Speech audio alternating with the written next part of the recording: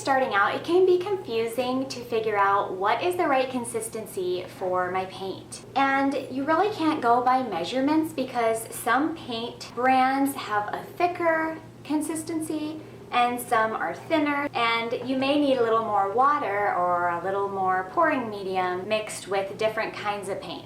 So really you want to mix without measurements and look for the right consistency.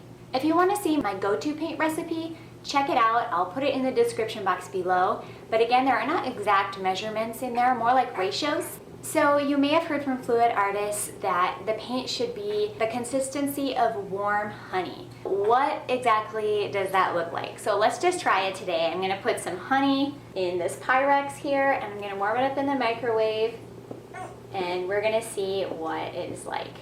So right now it's kind of thick and gloppy. And I'm just going to zap it for a few seconds, and I'll be right back. Okay, so I warmed it up for about 5 seconds and now it's runnier. So let's just see what it looks like.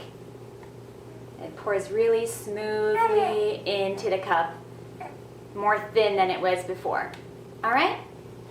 So when you're mixing your paints, you just want to look for that. Here's some that I mixed up. It's very runny.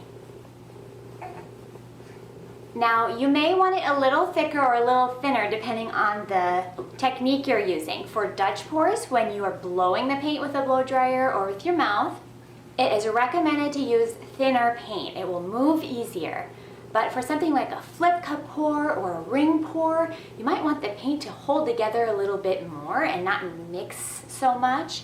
So maybe make it a bit more on the thicker side. Really, you will learn the best by experimenting.